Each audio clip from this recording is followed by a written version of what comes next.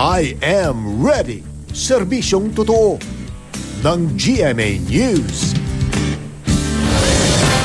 Nasa loob pa rin ng Philippine Area of Responsibility yung low pressure area na binabantayan ng Pag-asa. Huling namatay ito sa layong 140 kilometers dyan sa may silangan ng Giwan, Eastern Samar. Mga kapuso, mabagal po ang pagkilos nitong low pressure area kaya posible pa itong magtagal sa loob ng PAR sa mga susunod na araw base na rin dito sa wind map ng Weather Central.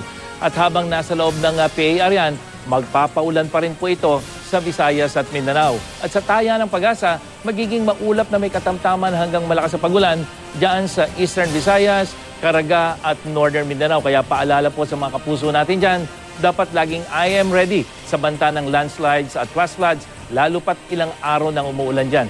Sa datos ng Weather Central, magpapatuloy pa rin ang hanggang malakas na ulan dito po sa ilang lugar sa Northern Mindanao at rehiyon ng Caraga. Magiging maulan din sa Visayas, lalong-lalo na dito sa silangang bahagi.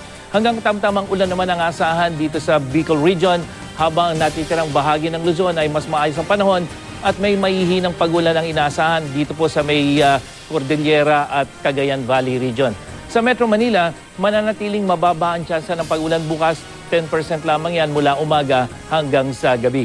At posible namang umabot sa 5 metro ang taas ng alon sa lahat ng seaboards ng Luzon at eastern seaboard naman ng Visayas dahil sa malakas na hanging amihan. At patuloy na babala ng Pag-asa sa mga gumagamit ng maliliit na sasakyang pandagat, iwasan muna pong pumalaot sa mga baybaying ito. At yan ang ating ulat panahon. Ako po si Nathaniel Cruz para sa I Am Ready, serbisyong totoo ng GMA News.